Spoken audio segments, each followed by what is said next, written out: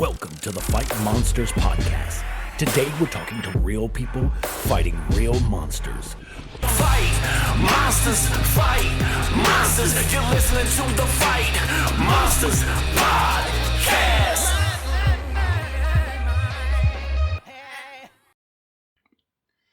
Welcome to the Fight Monster Show. I am your host, Steven Norberg, and I'm very excited about our special guest today, a friend who always brightens my day, a friend who's way smarter than me and arguably much better looking. Jeff, welcome to the show. It's a pleasure to be here. The only thing I can say is I've just got a little more follicles than you. That's where I think I have an advantage, at least on top here. I can't say I have the best Asian beard, I got to be honest. So hats off. I think we draw there. Well, I appreciate your honesty. It's a good way to start out. So, yeah, obviously we've been talking about fighting monsters on this show, but also as long as I've known you, I think that's been a theme of just being a pretty honest and real person, which I appreciate. Why don't you tell us a little bit about a monster you've been fighting? Yeah, no, thanks for having me. I think in recent events here in the United States during COVID-19, what I've been facing very recently here has been on hate, discrimination, and racism against Asian Americans and Pacific Islanders. In particular, I've been trying to raise awareness of the fact that Asian Americans and Pacific Islanders have been dealing with these issues for quite some time. And when you have discriminant people being beat up and recorded on daily feeds, it's shocking. And for me, it's so important to sort of work to build allyship and awareness for opportunities to support the community. Yeah, absolutely. Can you tell me a little bit about your kind of personally your story or an overview of some experiences of how that's impacted you? Sure. Being the son of Vietnamese American refugees, you learn very quickly that you aren't necessarily what people think of when they think of American. I think there's always a degree of foreignness. And I think that started for me, really as early as fifth grade when I asked my mother if, I could be an Asian American president when I was watching the 1992 presidential debates. And my mother told me, Stephen, um, you should be careful. Politics is dangerous, and they don't think you're American. And my first real experience in politics was, trying to get votes to be student body president in my little classroom, and having a little boy tell me that no one would vote for me because people like me eat dog. And that's one thing. Names hurt. But what ended up being pretty significant was seeing a drawing of me eating a dog taped to my desk. And I think that was my first real experience of true racism. And the thing is, that's a taught thing. Kids don't just get born to have that sort of heartache in their heart for you and others. So I mean, at that early age, it was pretty clear that I wasn't going to be an Asian American president. And so I had a career, in international affairs and politics where I found myself facing discrimination or sort of barriers to success, both overtly and sort of subvertively. I found that in my career, working overseas or working in politics, there were three things I saw, right? A lack of mentorship, other communities of color and members would leave organizations because there was no path for success. And it was pretty difficult to see people like me having promotions. So, so much of that case was experiencing conflicting information, being told to stay in your lane, to the point where, when you were taking meetings with other, political principals, your word, your ability to project forward and support your principal was really changed based on the fact that I was Asian and I was looked down upon. After being in politics, had the opportunity to work on these issues actually in tech, where many of the tech companies you've heard of in Silicon Valley are really majority Asian companies, right? Their personnel are of Asian descent. So working on public policy was really powerful. And for me, one of the proudest things I got to work on was really supporting the initiatives to have the state of Georgia pass and enact their first hate crime bill. This was last summer. So there's a degree where, in my arc, my first experiences with Asianness was of shame. And now I'm in a place where I feel pretty proud about who I am and the opportunities that I can bring, to my community and hopefully as an advocate for others. Yeah.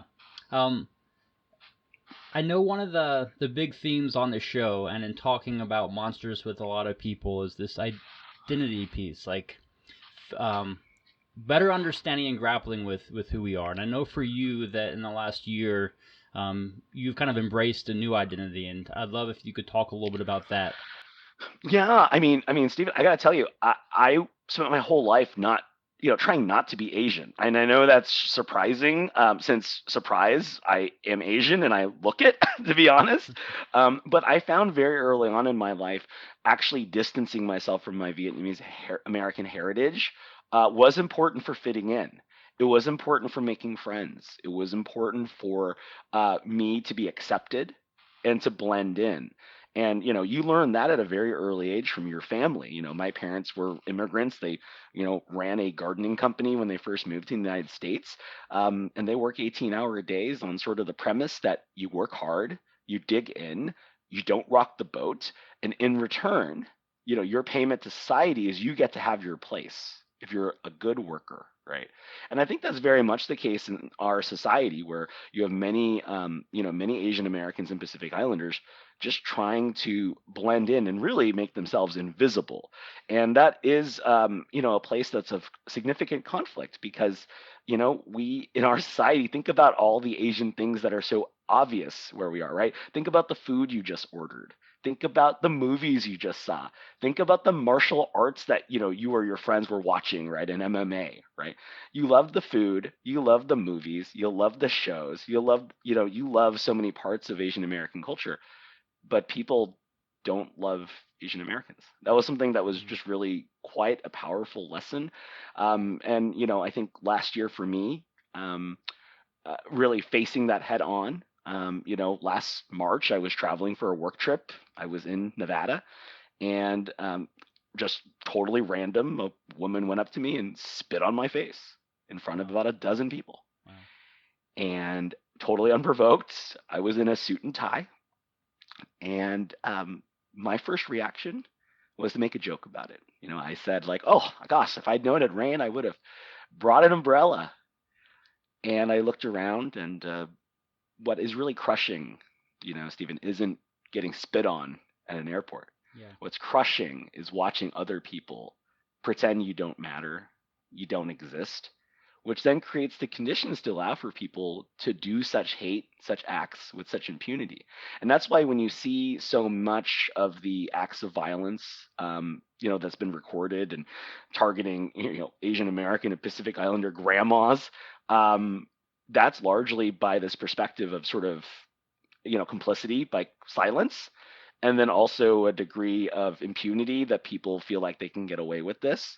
And those conditions of sort of saying "not my problem" is the problem, right? Yeah. And I think that unfortunately reinforces this belief that um, even though you are an American, even though you have some nice job of some sort, let's say, even though you have built a community here for an extended period of time, your belonging is arbitrary, temporary, and at the discretion of someone else's judgment.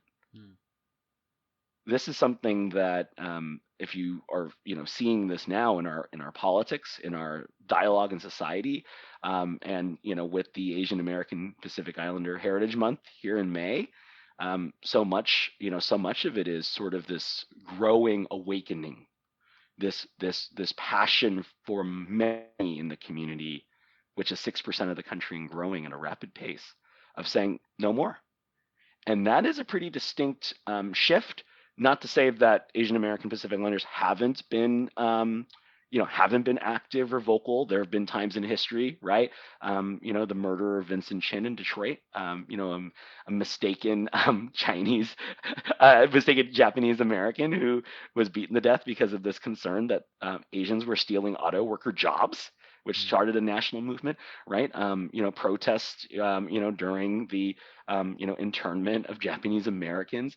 I don't know about you, but I recall from history, German Americans and Italian Americans also did not have that same experience of having everything taken away from them, right? Yeah. So there have been experiences of people in this culture where they have made their stand. So it's important to acknowledge that. But it's also to say that in the sort of 21st century, in 2021, younger generations now and even older generations are coming together to say that you know we as a community want to be active and they want to matter. Yeah, yeah. What did it take for you personally, to go from maybe a year ago, not even wanting to see yourself as Asian or claim that, to now sort of being a standard bearer and being very public about what it's been like for you? And you've been writing a lot and being featured in Politico and the BBC and a lot of other publications. I'm curious what it took for you to finally lean into it and start putting yourself out there. A lot of reluctance and getting over it. I Yeah, will say. I yeah, mean, right? I highlighted to you last March. So last March, I got spit on at an airport. Right? yeah. I wish I could tell you it was the first time that's ever happened. It's not. I have been Mhm. spit on multiple occasions. But really, I would say there were, three other important sort of turning points last year for me.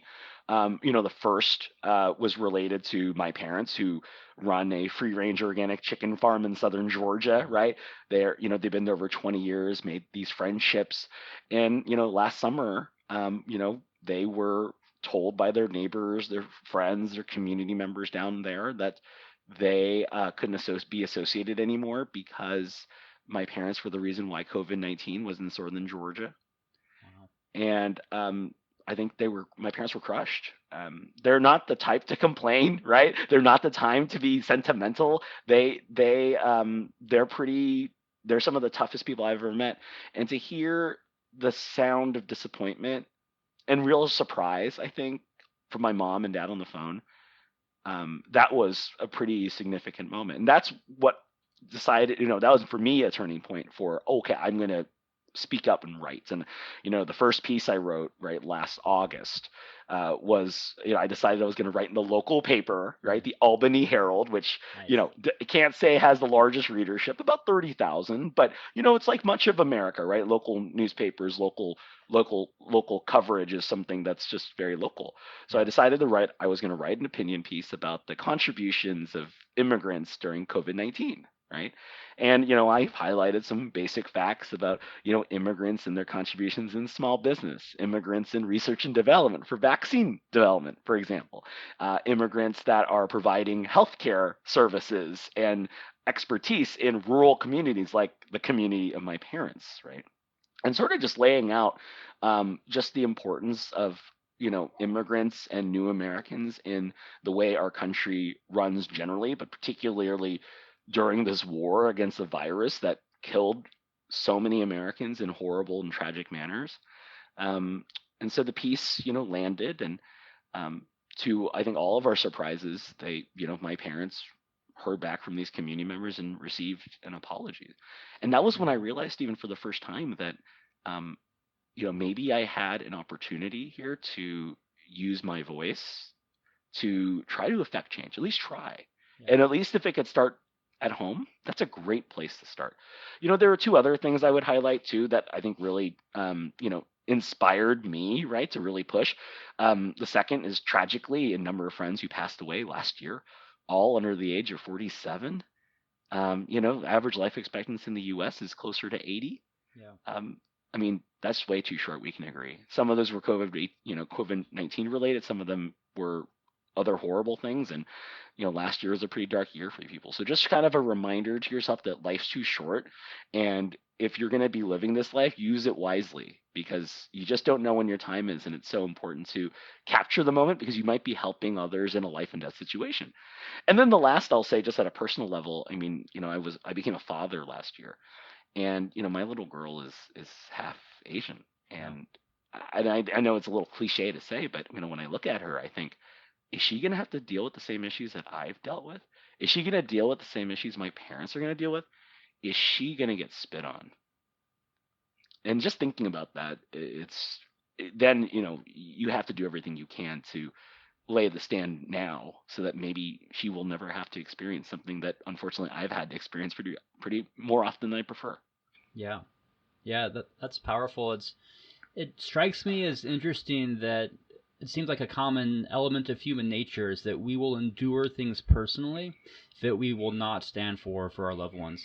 And I think that's really interesting. I can certainly relate to in some areas of my life of being willing to put up really unhealthy or toxic things, but then when it starts happening to people I care about, that's what causes me to step in, and kind of makes me wonder how I can do better about actually valuing myself and saying if it's not something that loved ones can endure, I shouldn't stand up for it either. And that's anyway an aside, but yeah, that's interesting. I wonder if you can share a little bit about what it's been like bearing your soul to so many strangers. I know you're very reticent to write for popular consumption, to put yourself out there, and now you're doing it regularly, and I know you've heard back from a lot of people. And what's that been like for you? Yeah, I mean, if you told me in 2019 that I was going to write in 2020, I would have told you I would have rather lit my hair on fire, and I would have looked like you're a beautiful dome, right? Yeah, Um, if you had told me I was going to be the Asian talking about Asian issues, I would have told you no way in hell. yeah, I was conditioned in much of my career, Stephen, to not be the Asian to talk about Asia. That was just a natural assumption, right? When I was starting out my career at the State Department, being asked, "What part of Asia do you work on?" But being asked that in a way that seemed to box you and to seem to point, show that you are a tool to be used. Um, and I think, to answer your question, the reason why I start with that is to say it was such a shock to the system. But I think the things that, I highlighted to you that just meant so much to me. Um, in some ways, I will say, bearing your heart to strangers, it actually, in some ways, is easier than having hard conversations with loved ones. mm, So it is an interesting disconnect, right? I mean, I think everyone has that kind of crazy uncle, and if you ever have those difficult conversations with your crazy uncle or family members, that's probably 100 times worse than some intellectual dialogue with a peer, right? Or yeah, someone you don't know, sitting on the bus with, right, or on an airplane with. And so, luckily there was that degree of separation, but I just think that seeing the response that I would get from my pieces over time, for the most part, pretty positive. I'll tell you the bad first, right? I mean, yeah, I did receive, over the course of 9 months, I did receive a lot of hate mail. I had a lot of notes of, telling me I was a traitor and a communist and a socialist and somebody unworthy of being an American, that, that I should go back to where I came from, that mm, my children didn't deserve their life, that I was yeah, unworthy.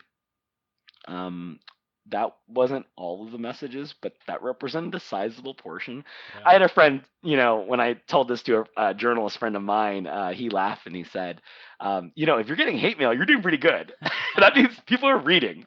And yes, that might be true, but Right. it's nothing I would ever show my parents or my Yeah, family, right? yeah, But what was so powerful, of course, was the piece that you referenced from April 3rd in Politico, which to me was really the top of the boiling moment for me. A month earlier, right? You might recall. So this was in March, the tragic murder of 6 women of Asian descent in Atlanta spas. right. You might recall, there was a white dude shooter coming in saying he had some sexual urges and was going to release those urges by murdering innocent women. And I should make this very clear to you, Stephen. The pandemic has revealed some of the worst in people, and I would also say has brought a reminder of the ones who suffer the most or the most disproportionately vulnerable. And Asian American Pacific Islander women have faced way more acts of hate and discrimination than the men have. And I can say as a man, that's totally true, unfortunately. Stop AAPI Hate, who have been sort of receiving some of the self-reported data. They've reported over 3,800 acts of hate or violence, and 2/3 of those reporters of this data were women. And let's be Mm, real here, right?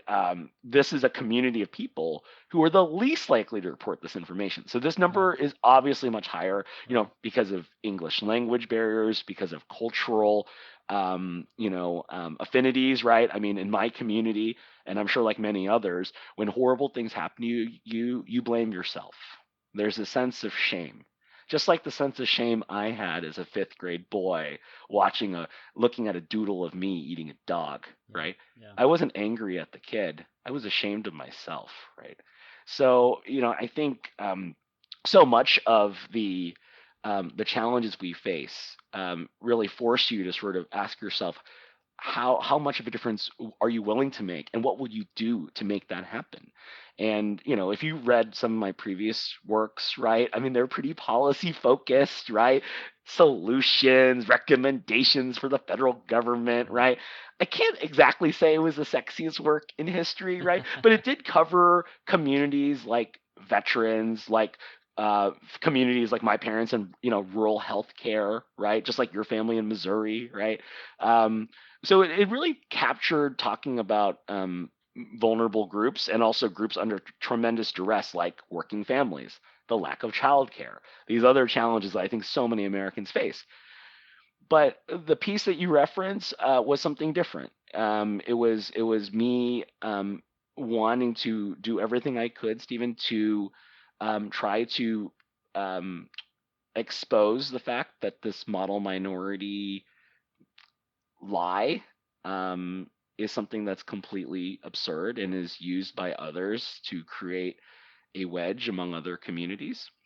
And I felt the only way I could do that is to share some of the stories I've talked to you about in my life in politics. Because, in politics, people have this image of people doing pretty well for themselves, right? They have certain education, certain honors, certain prestige. But even in those circles, I was still susceptible to discrimination, right? Yeah. Even serving the governor of the largest state in the country, being told by certain interests and others that they wouldn't respect agreements that we had in place. And so what I would end up doing would be to bring other people into my meetings, like other non-Asian people into my meetings, Yeah. even if it was completely random, um, just so I had backup. And I think a former elected official that I was close with, um, you know, she told me, when I highlighted my strategy of bringing in backup, right, from other communities, Yeah. she told me that's what women do all the time, right? Yeah. And so that, I think there's some commonality there, right, in terms of Right.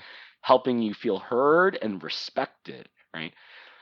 So I think when you bear your soul out in that way, in the most honest of terms, you do get a response. And to answer your question, my apologies for the long about way of saying, No problem. it was something that I received about 3,000 messages from strangers. 2,500 messages on my LinkedIn from strangers, right?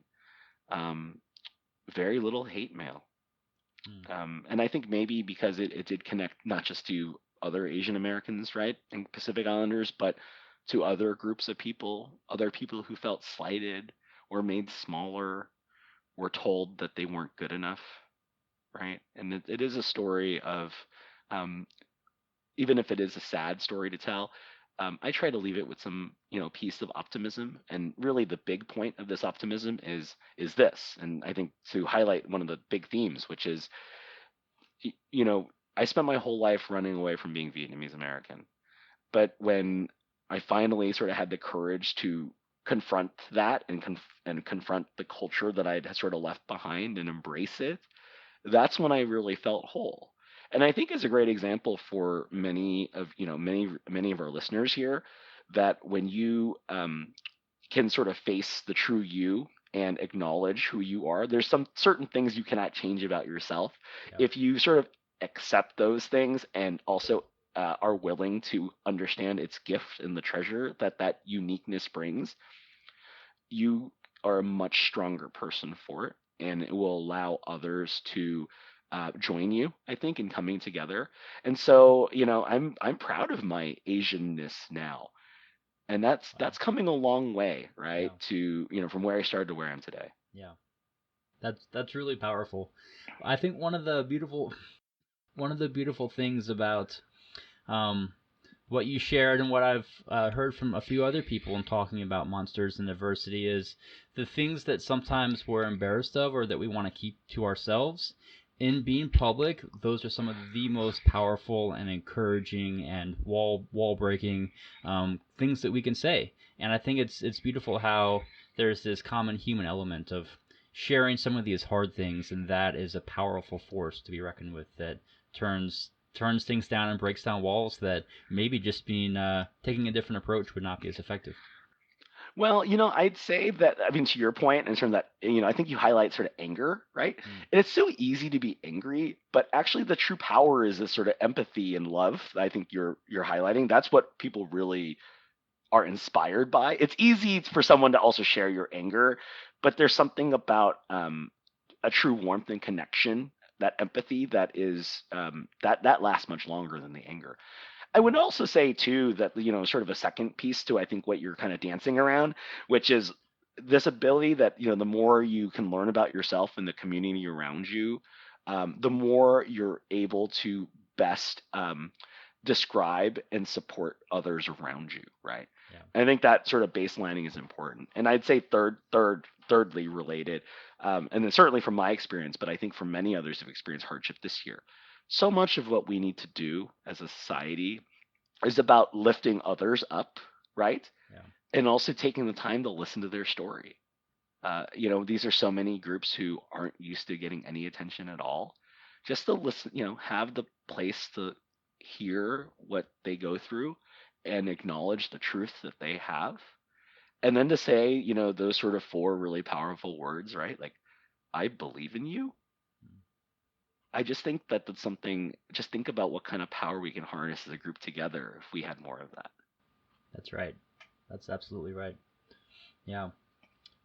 I wonder if you can share a little bit more about observations or lessons you've learned among your friends or in the broader Asian American community. I know after the mass shooting in Atlanta, you received a large number of text messages from friends asking you for input or advice on what to do, and you've referenced some WhatsApp chains that you're on, and I wonder if you can share any of the things that are going on there.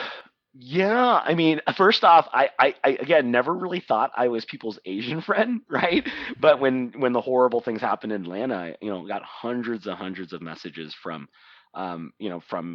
friends and community members from all across the country asking what should we do. And it wasn't just what you probably picture as white friends who feel bad, right? It's not just that, but it was also, and this is I think really powerful to note, was I also got significant responses and messages from other Asian Americans and Pacific Islanders who I would not describe as politically active, not even socially engaged, to be honest. They really only care about three things, right?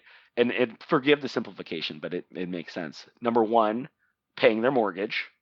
Number two, their kids' education, and number three, making sure that they can go up the career ladder. Those are the only three things that I would say this particular type of Asian American has been conditioned to care about, Mm. and even many of them were taking the time to say, "What can I do? Where can I put money in? Who should I talk to? Where can I volunteer my time?"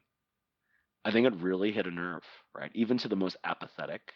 And that was a really interesting sign to me of a true awakening that people were really ready to fight here, that they weren't going to lay down anymore for this, right?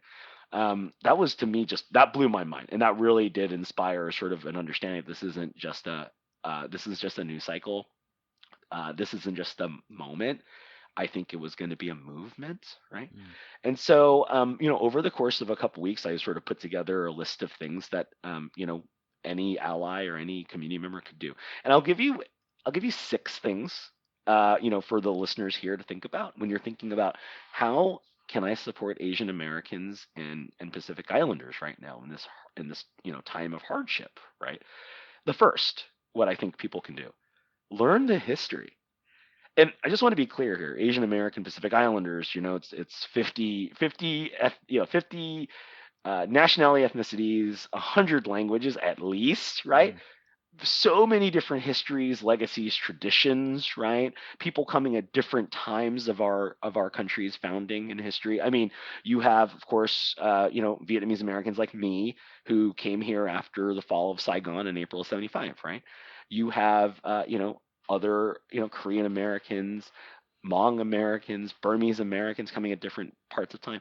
And you also have Japanese Americans and Chinese Americans who have been here since, the railroads, and the service industries here in the West Coast. Some of these communities, Stephen, have been here in the United States longer than some, and I would say most European Americans. So I want you to think about that. Yeah. That you have Asians here who have been more American by time than other European Americans. And I think just even that comment is something I think that is striking for many. So there's a very clear disconnect on not really there's not the same fluency in our history, right? So I tell folks, hey, if you get the chance, you should watch this PBS documentary on Asian Americans. It's really good. And I'll just tell you this, nobody knows everything in these PBS documentaries. So everyone's going to get something out of it. Yeah. And then related, there's so many amazing Asian American Pacific Islander authors right now. A couple come to mind, Viet Thanh Nguyen, from he wrote The Sympathizer, if you've ever seen, the Pulitzer Prize winning book. Kathy Park Hong, who talks about her experience in Minor Feelings. Charles Yu in a book called Interior Chinatown is excellent. And then my personal favorite, Ocean Vuong, wrote a book on Earth We're Briefly Gorgeous. And I would say any of those would really sort of touch on the Asian American experience, even if it's in, more stylized versions, pretty powerful. Yeah. That's the first. That's like baseline, Yeah. right?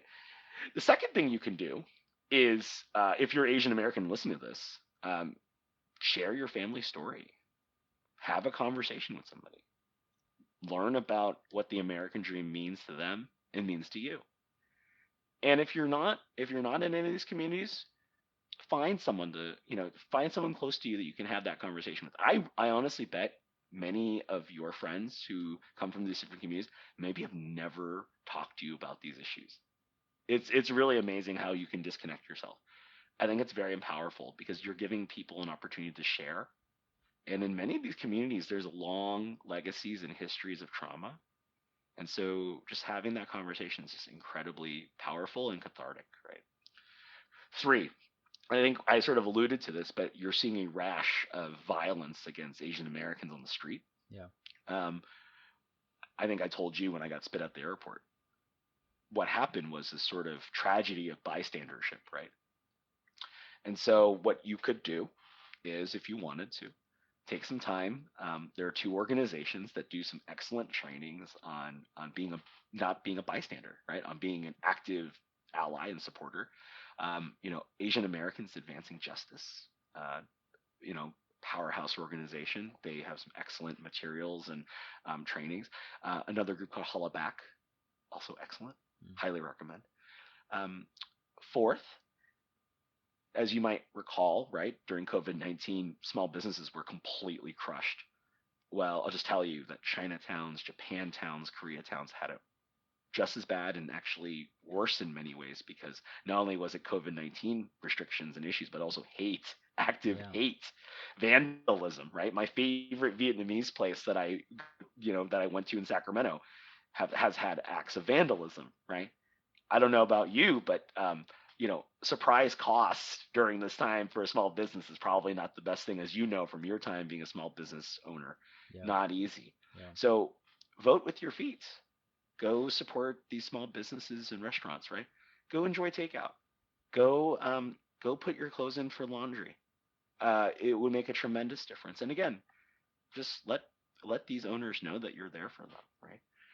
Fifth, and this is something that isn't just Asian American Pacific Islander related, but mentorship. I think, as I told you, I mean, I had a career without really having mentors.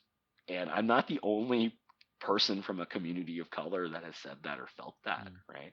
So if you want to talk about like offering your expertise, your life experience, your perspective, your network, your community, being a strong mentor, a strong sponsor to a young person who can learn from you and grow from you and be better because of the conversations you have, how powerful is that if we're trying to build a more just and equitable world? And then last, it wouldn't be a conversation about a movement without money, but donating, right? As I highlighted, Stop Asian Hate. I mean, things they're doing right now to, track, report, analyze acts of violence and hate, that isn't free. So supporting those kind of organizations are huge. There, I would also say just, recently, a group of very influential Asian Americans in multiple sectors, right? In both Hollywood, in civil society, in politics, in entrepreneurship, in the law, started a major foundation called the Asian American Foundation. And they've committed millions and millions of dollars to sort of serve as a national organization to support other regional and local organizations. Think of it like, the NAACP, but for Asians. Mm. um, Giving your money there might be worth your time too. And think about this, right? Can you imagine what a community could do with $125 million? I mean, Yeah. is this 6%, and this is only 6% of the country. Think Yeah. about what they could do if they raised all the money of its potential, right? Right. So those are six things I would tell the listeners here that you very tangibly could do. Like the call to action here, like none of this costs a crazy amount of money, right? I mean, learn the history, talk to somebody, do a training, go to a Chinese restaurant, or any Asian Yeah. restaurant for that matter. Support a young person and give a couple bucks to an organization that's trying to stomp out hate. I don't think that's a crazy request. Yeah. Yeah. It strikes me that a lot of ways that we grow in facing adversity. Certainly this applies to any monster anyone's ever faced. Um, it's a series of small steps that we do over and over again. I recently started working out at the gym post vaccination, and a lot of working out is doing the same repetitive motion over and over and over. And I think that in being kind to people and engaging with the different challenges in our society and just loving people, sometimes it's doing a small thing over and over and over again, like listening to someone and asking them to share their story, or eating at a restaurant, or all the things that you highlighted. And I feel like it can be intimidating sometimes to think about these huge monsters that exist that seem impossible. But the easiest way to engage is really just do something and do it again and again and again. And really think that'll get us far. I would just say I'll give you a example that my very very wise Asian mother will tell you, which is if you want to eat an elephant, the best way to eat one is one bite at a time. And I just think that's so true in this case, right? I know we can Yeah. be so daunted by the task at hand of, uh, you know, bearing witness and, trying to dismantle systemic racism. Like that's not exactly a Sunday afternoon drive, right? Yeah. But it's just so important to know that if everybody does their part, even the little things, to your point, become a big thing. It isn't a snowball; it becomes an avalanche, right? Yeah. So it's the sort of strength in numbers perspective, and this sort of desire to build something sustainably, build it with real hearts and with the right foundation. That's when you can be very powerful, and most importantly, that power can be directed in the ways it needs to go thoughtfully. Yeah. Yeah. That's right. Well, since you just shared six excellent pieces of advice for our listeners and anyone, I'm curious if you have a piece of advice for your younger self. If you could go back and talk to younger Jeff with the knowledge and the experiences that you have now, do you think that you would be able to tell yourself anything with how you engaged with prejudice and bias and racism and hate, or how you might encourage yourself to do things differently or just overcome the adversity? I mean, there's really two things that really come up to mind if I were to talk to little Jeff, right? The first one, for little Jeff would have been, I had the votes to win in fifth grade. Mm, When I look back, that's a race I should have won.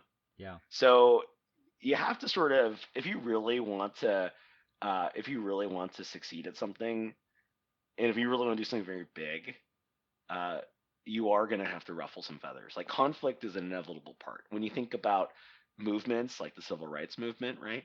Conflict is sort of an essential part of how we move forward as a society. And I know like little Jeff would probably say it's really hard. He was crying in the bathroom and, another boy went up to him and said, "Are you crying because of your math scores?"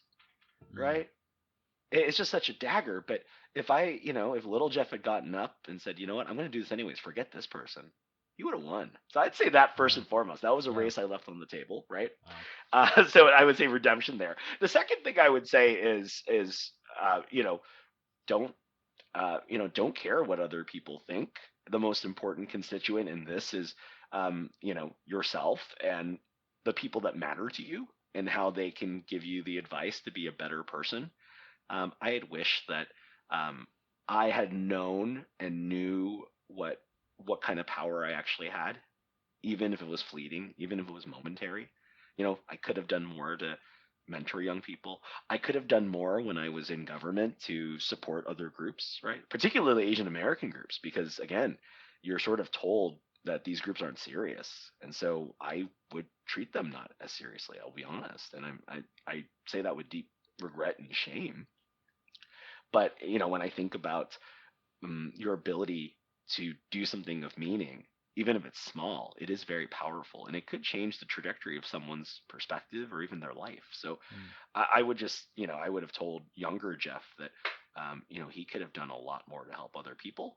And certainly this old Jeff now that you're talking to here and that the listeners are hearing, is trying to make up for lost time. Yeah. Yeah.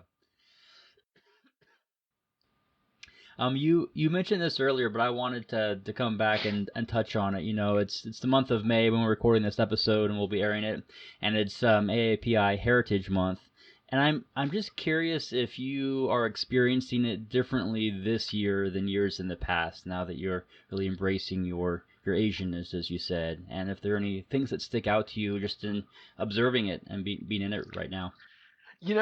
I'll tell you, Stephen.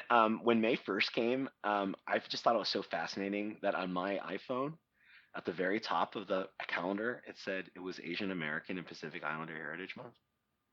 It's something I just never even noticed. If was that a feature that was always there? And I guess it's a very heightened feeling now. It's like, gosh, we have 31 days to celebrate, Mm. right? 31 days to talk about opportunities and potential. 31 days to talk about challenge and resilience. 31 days to identify opportunities to do real good. Yeah, it's an exciting time, but also recognizing there's so much hard work to do. And I guess I'm invigorated and inspired by others speaking up, right? People, sharing their experiences and trying to give their voice amplification. This year feels so different. I think last year in particular just felt so bad, and now I think partly because of how we're, I hope, coming out of COVID-19. There's momentum. I mean, you have a White House that has appointed a senior Asian American Pacific Islander to represent the community and has those linkages to raise awareness. I mean, in the last few, in this month of May, where you're going to be hearing this, people and our leaders at the highest levels of government are talking about two things. One, Asian American and Pacific Islander representation in government, in service, in a service of the country that looks like the country. That's not normal. I can't say I've heard that talk track in the same way in past years. Yeah. And two, a real genuine bipartisan effort to combat hate. You have Democrats and Republicans in the United States Senate that recently passed legislation 94-1, right? It's nearly impossible to get 50 votes these days, right? Yeah. Unfortunately in our politics. So to have 94 senators, right, where you have Bernie Sanders and you have Mitch McConnell vote the same way on legislation of that meaning to a community of people, I think that's very powerful.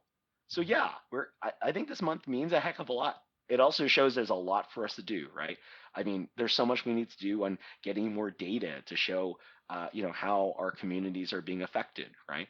It means, doing more to get more languages represented so that these communities can have access to government services, both in a language that they understand and, take into account their cultural history, right? To talk about conversations about supporting small business. There's just so much that we have to do here. And I think, step by step, right, we're eating that elephant one bite at a time. Yeah. That's right. One bite at a time. I like that. One of my last questions, kind of on a personal level, is how have you observed personal growth in your life as an outcome of this adversity that you've been grappling with? And are you aware of ways that you're changing or revelations about yourself and who you are? I think the biggest revelation that I can think of, is that our difference, is actually the strength that matters. And I say this because, um, by distancing myself from my heritage, I wasn't stronger from that. I was weaker from that.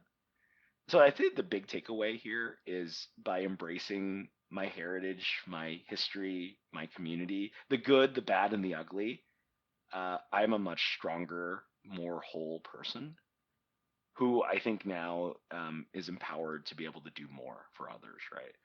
And within that construct, I'd say coming from a more Eastern culture, right, at least by ethnicity, there's such a pressure on the community.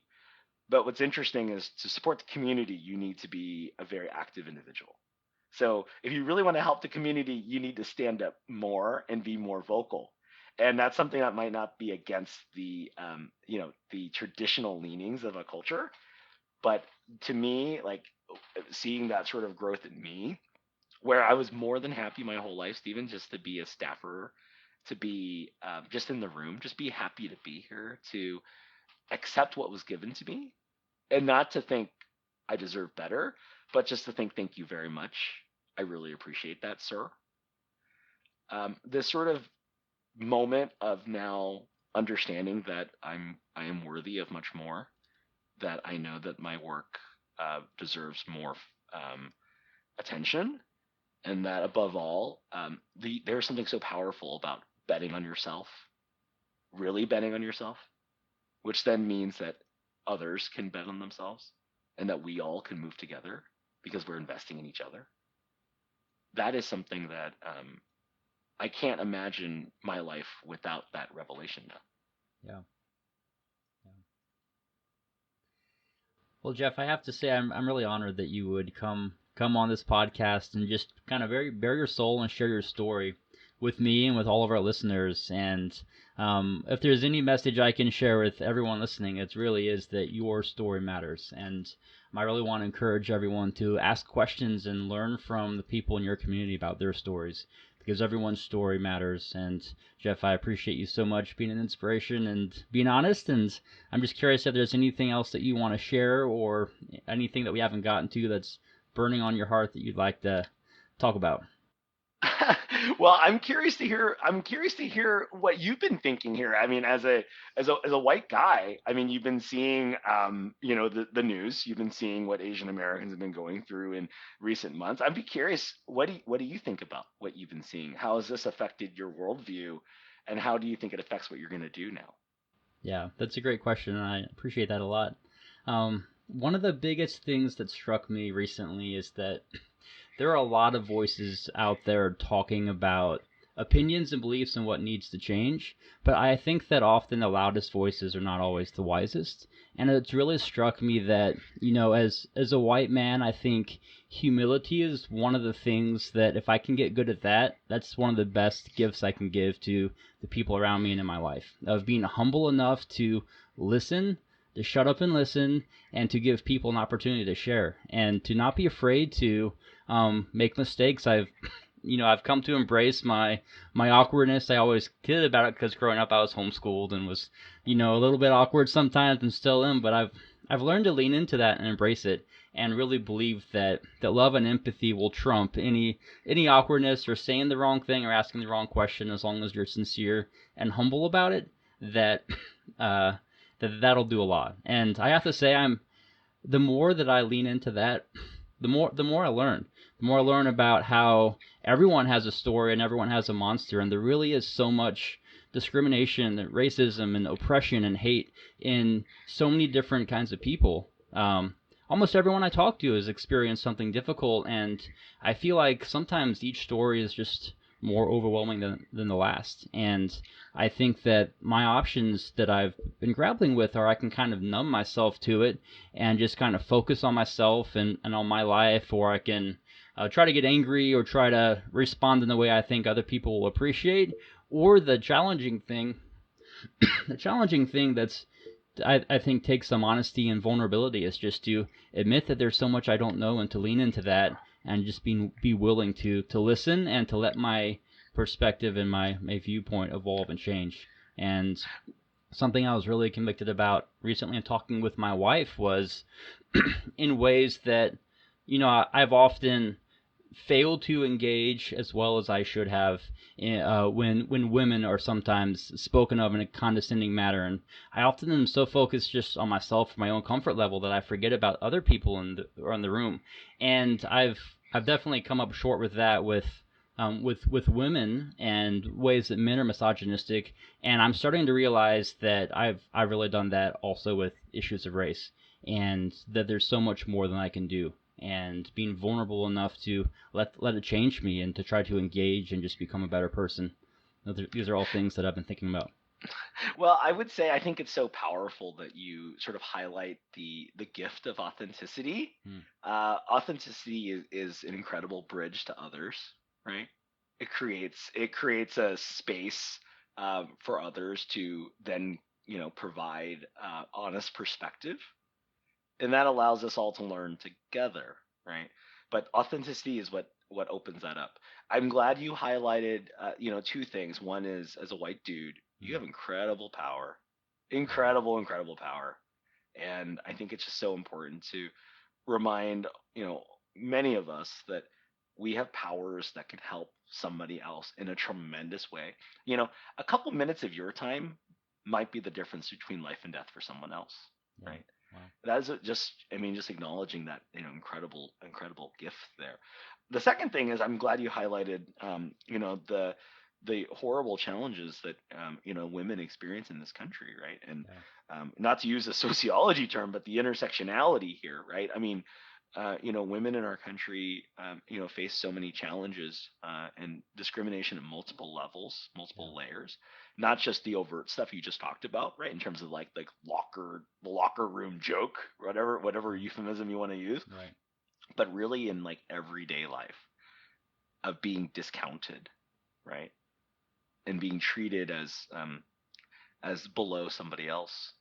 So I think there is something just acknowledging that there are others out there that don't have the same privileges, power, and really the same support, and that's why it's so important for us to really put our best foot forward to grow as people. Yeah, that's right. Eloquent as always, Jeff. I appreciate you very much, and thanks again. Thanks for being on the show. I love being here. Thanks so much.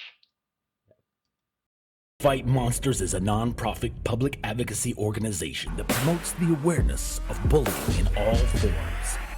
Conditioned to make your mental beat like a drum with a piece of the heart and a piece of the chest, and he can't take no more. I fight against bullying in all forms, all forms, all forms. Fight monsters, you're listening to the Fight Monsters Podcast.